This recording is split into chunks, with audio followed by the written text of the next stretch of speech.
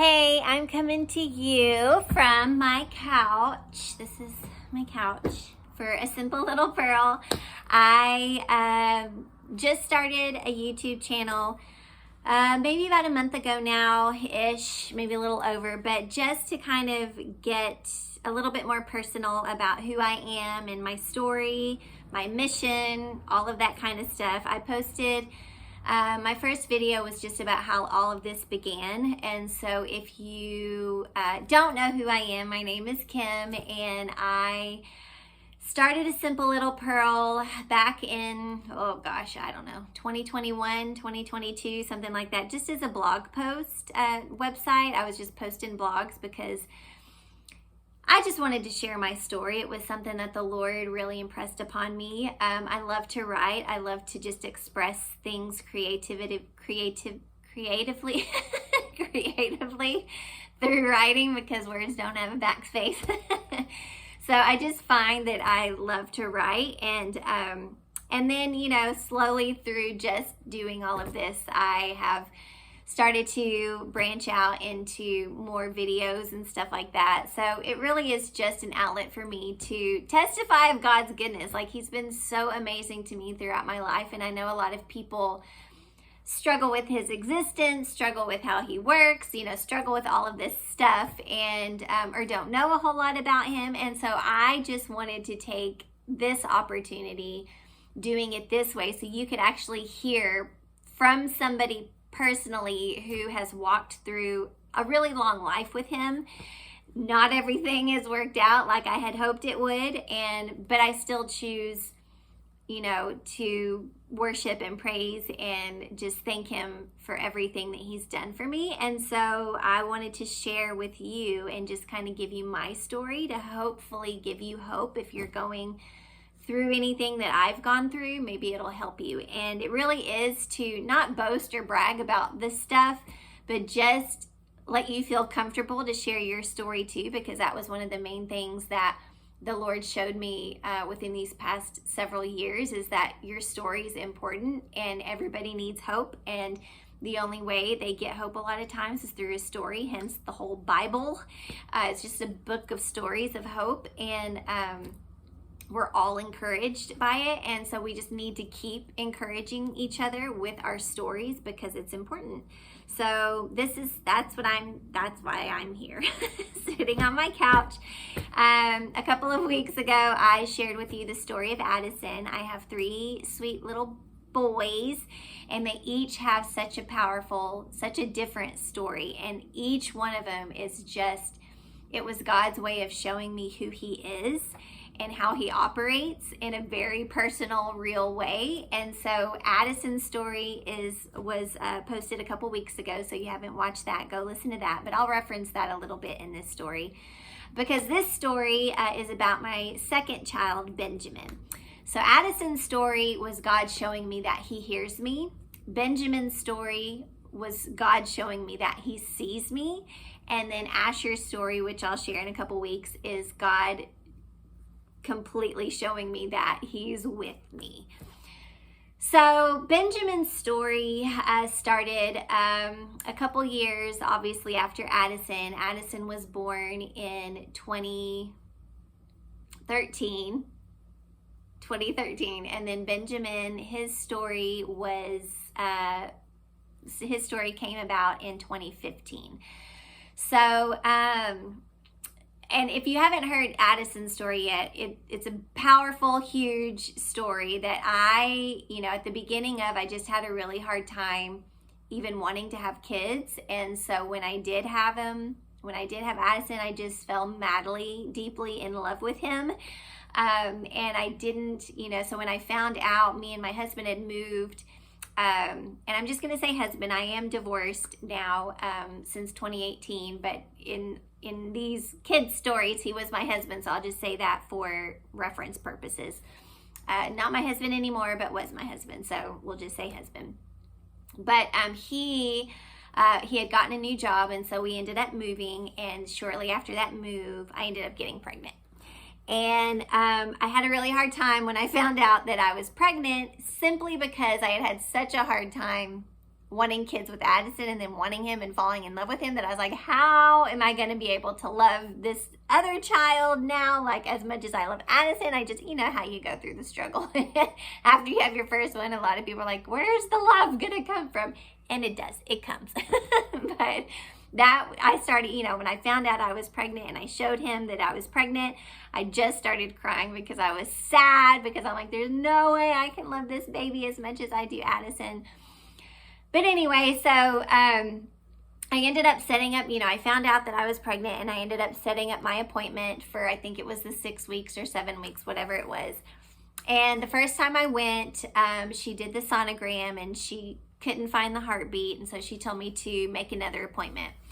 So I made another appointment, and again, she did the sonogram and still wasn't able to find a heartbeat. So mind you, we had just moved to this city, and I didn't have any history with this doctor. She didn't know me, I didn't know her, and so she was just very, you know, I don't know if this was just her personality or if this is because, you know, we were new to each other, but she was just very, you know, cut and dry with the whole process. She's like, okay, well, there's no heartbeat, so that means it's only a sac.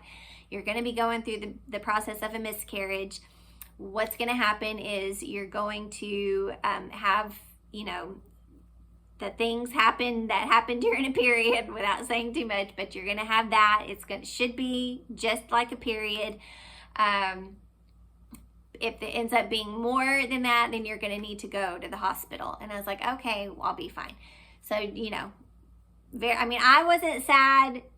You know, my heart dropped a little bit, obviously, but I was already kind of wondering about this child in the beginning. So this kind of wasn't, you know, traumatic for me. Then with her demeanor, it was like, okay, this is no big deal. I did get nervous though, because my husband had a best friend, and him and this best friend have a lot of weird stuff in common. And so I did start to freak out a little bit, because this particular miscarriage thing, his best friend ended up having, his wife had a miscarriage, and she ended up dying because of the D&C. So when my doctor, you know, was telling me all of this stuff, she did go through that option, and I was like, nope, not doing the D&C, not going to do it where everything's going to be natural, because I am not, you know, even going to risk that. Like, they have all of this weird stuff. Now here's another commonality of your wives having a miscarriage. Hers was in January, mine's in March. Like, it was very like, no. So I just chose to do everything natural. And so I called my mom and I told her, you know, everything that was going to be, you know, what was going on. And she's like, well, I'm going to come down and I'll take care of Addison. I'm like, Mom, it's not a big deal. Like, you know, she just said it's going to be like a period. I'll be fine. She's, you know, moms, she was like, I'm coming down. And I was like, okay. So she ended up coming down, and I started the process. It was a Monday, and I just started to lightly go through the flow of everything, and it was no big deal. I felt fine. I also, you know, just to put into context a little bit about just my heart, you know, like my feeling about it, about not being sad or anything. I had a friend who also went through a miscarriage. This was, you know, a couple years before this, but she actually had to birth like a full, like 9 months. She carried her baby for 9 months and had to deliver her baby, you know, not alive. And so I just, you know, I couldn't imagine that. And so to me, I was like, it's only been 6-7 months. It's only a sac, according to the doctor. You know, even though I had my Christian beliefs of, you know, when there's a baby, there's a baby. There's not all of this, you know, fetus and not a baby until it's out. No, it's a baby. But in a sense, I didn't feel like I had the whole right to be sad, because I wasn't, you know, there was not a full baby, or, you know, it was just a sac. So I kind of held on to that more than I thought I did. But yeah, so Mom, you know, she came down, we had the week, you know, there was the, some period stuff happening, but it wasn't bad. And so I figured, it was just everything was happening as it should. So then my dad ended up coming down that Friday, and he was just going to spend the weekend and then take mom home. And so when he got there, we were all like, okay, well, let's go grab something to eat. Right before we headed out the door, I just felt this gush of stuff. So I went to the bathroom, didn't tell anybody any of this. I just went to the bathroom and just saw all the red. And so I, put on my little pad and we went out the door. And we were only gone probably about an hour maybe from the house. And I had went through 2 of the huge pads of just red. And so I went home just thinking, all right, well, I just had this week. It was pretty light, so maybe this is like the heavy and then it'll be done. We got home and it didn't stop. Like the size of my hand were, clots coming out and everything. And it was just going. I wasn't telling anybody this because I didn't want to freak anybody out. And I wasn't really freaked out, to be honest. I just thought it was the end of it, so it would stop eventually. So I just told them, it got kind of late, and I was like, I'm just going to go lay down, thinking I just now needed to rest, because if I lay down, then maybe it'll stop. So my parents went to bed. Addison was in bed. My husband was out there in the living room watching TV, and I went and laid down. Well, I'm just constantly, like probably every 20 minutes, I'm having to get up, go to the bathroom, and just passing all of this stuff. Literal gushing. One point, I didn't even make it to the toilet. Like it was bad. And so I was down there cleaning it up. Again, not wanting anybody to walk in and see the severity of everything, just trying to handle it on my own, thinking it would pass. And at one point, I just got really weak and lightheaded and was like, because this had probably been about 4 or 5 hours now of this constant. And so I went out to the hallway to where my husband was, and I was like, I yelled his name, and I was like, and as I did, I just went out, like I passed out.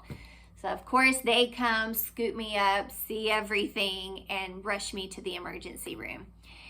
And as I'm in the emergency room, it's completely packed. And of course the emergency room, there's everybody is an emergency. And so they just kind of leave me in the waiting room. And then eventually it gets to the point where, it's like, again, it's just constant. And so my mom goes up to them and is like, we need her to be seen because, this is bad. And so they kind of realize what's happening and put me in there. At this point, things are coming out of here, things are coming out of here. It's just a big... And it also happens to be, I don't know if it was a full moon or whatever, but there was a lot of babies being born at this point.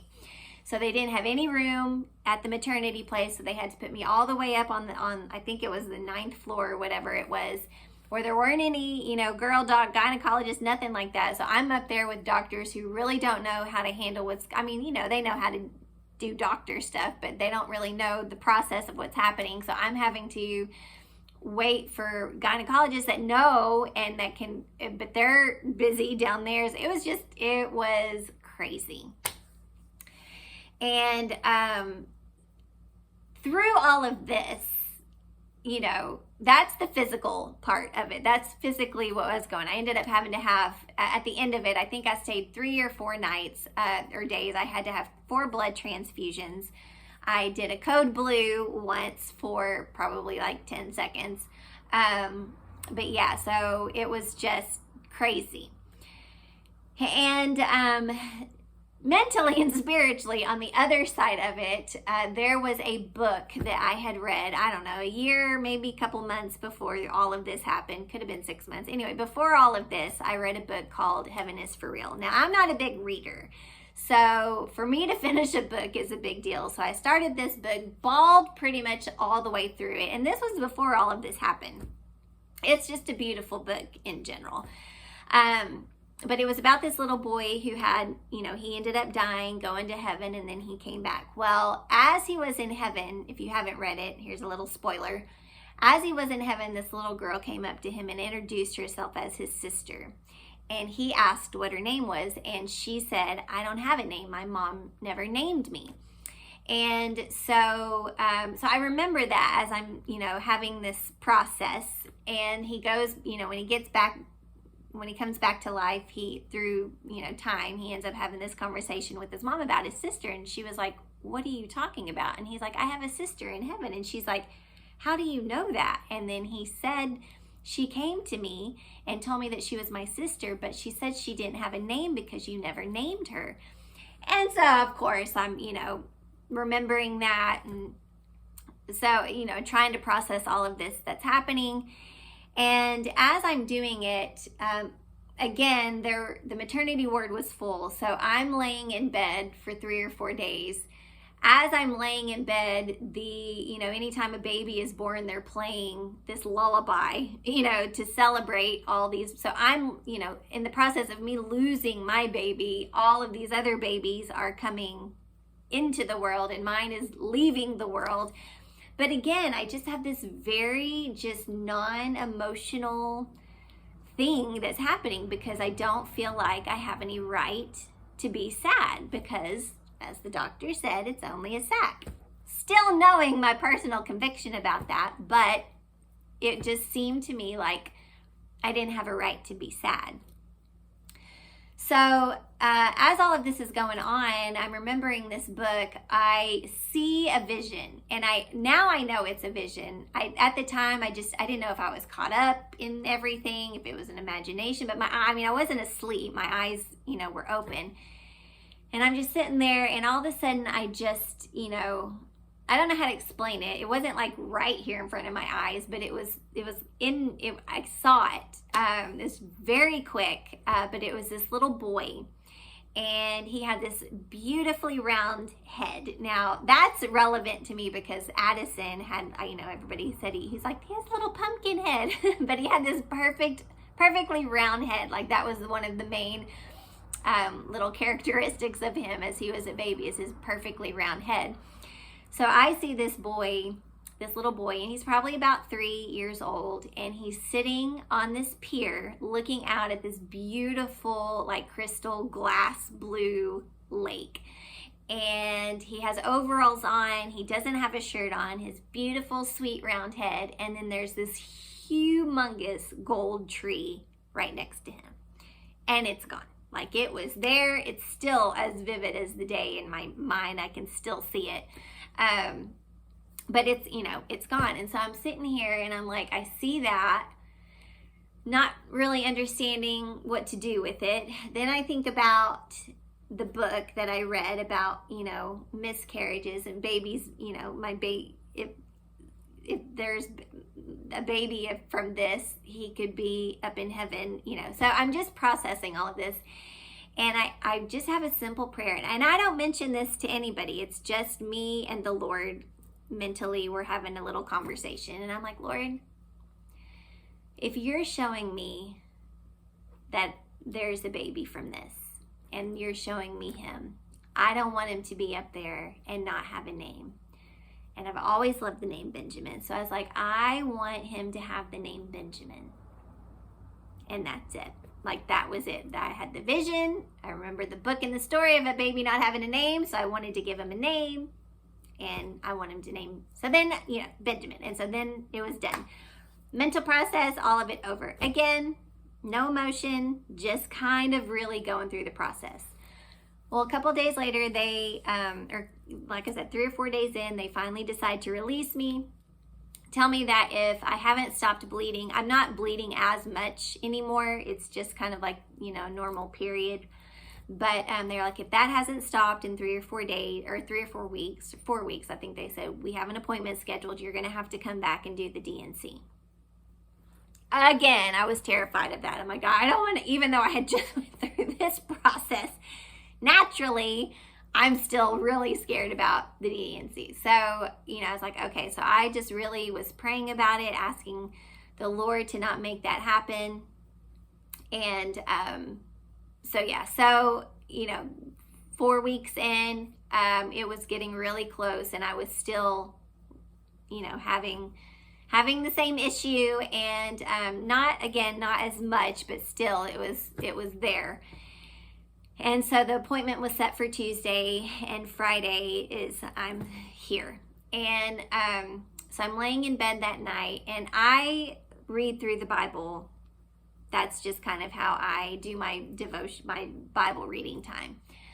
I have another video about that process, but it's just my history with how I've decided to read the Bible. And so this particular night, I was just reading my regularly scheduled chapter, and it ended up being the story of Jacob and Rachel, and how she was having a baby as they were traveling, and she ended up needing to have it then. And as she's having it, she ends up passing away. She ends up having a little boy. As she's passing away from having this baby, she gives him the name Ben-Oni. And I get to this verse where it says, that she gave him the name Ben-Oni, and then Jacob then changes and gives him the name Benjamin. And when I read that, just as clear as anything, the Lord stopped me at that verse, and he said, "You had a miscarriage. There was a baby. This is real. And his name is Benjamin, and it's over." And those words, because, again, I had that struggle emotionally, can I be sad about this? There wasn't an actual baby. It was only a sac, but he made very clear to me, there's a baby. His name is Benjamin. This is real, and now it's over. And from that moment on, not one more drop was there that came out. I didn't have to have the DNC. But when I read that, I heard just his beautiful whisper in my brain, I just started bawling. And as I'm bawling, my husband's laying next to me, reading his stuff or doing whatever he's doing. And he is like, "What is going on?" And I let it all out. That's where I let him know about the whole, process, me having to process, is this a baby? It's only a sac. How, there's no heartbeat. I can't be sad. I hadn't been sad. I hadn't shed any tears about it. And then, giving him all this thing in the story, or in the hospital, about heaven is for real, and him, all of that, me giving the name Benjamin, and then reading this, and it was just like the Lord brought it all together and let me know, I see you. I saw you. I saw all of that you went through, and it's over. It's over. And so it was such a beautiful process to me, because, just in the middle of tragedy, it's a loss, it's a miscarriage. It was, a sweet life that I was never able to personally meet. I will meet one day. He's clearly up there waiting for me. And I will see him and meet him for the first time in heaven. How beautiful is that? But it was just the Lord showing me, that again, through another one of my children, that he's with me, that he sees me, that he hears me, that all of this isn't just some life that he's unattached from. He's involved, and he's leading us and guiding us through it. And not everything will work out as we want it to, but we can't ever let that dictate and tell us who God is and who he isn't. He's real. He's real. He hears us, and he sees us, and he will walk us through the most tragic moments of our lives. He's just so close to us in those moments. And so even those, through that verse, he was just showing me, I was there with you. I was there with you in the hospital. I heard those prayers. I know what you saw. You saw what I showed you. You're a sweet little boy, and he has a name, and his name is Benjamin. I heard it. I heard it all. and that's what it is. And so I just wanted to encourage you, first of all, if you've been through a miscarriage and you have a sweet little baby up in heaven, or you have 12 babies up in heaven, I don't know, however many you've had, first of all, you have every right to be sad, no matter if it was, 2 weeks or 9 months.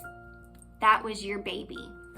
And so my encouragement is just to give those babies names, give them their identity, and share your story about them. He has never been able to be here on this earth physically, but he is in my mouth. Like, his story is powerful. I have shared it with women before who have gone through miscarriages that weren't really sure what to talk about, how to talk about it, if they could talk about it.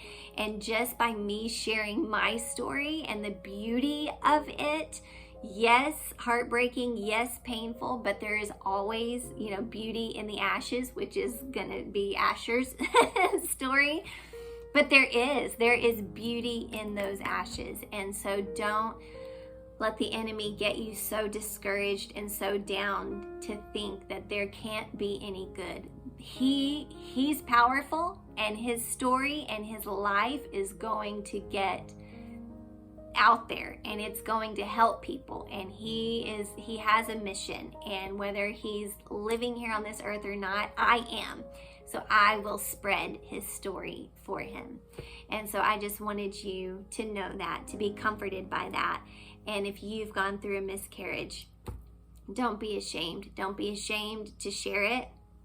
Don't be embarrassed, and work through it as best as you can, because yes, it's painful. I mean, like I said, my little friend had to deliver her baby full term and get a casket and do all of that, and oh, Lord be with, and I know he is, anybody that has had to do that. I mean, mine, was sad, but I couldn't even imagine having to go through that. And so I know that there's processing and healing and everything. Even now, whenever I hear the name Benjamin, like, there was a moment that one of my kids was playing baseball, Little League, and there was a little boy on his team named Benjamin, and so his name would be called, and I was like, oh, like, that could have been him. It's not.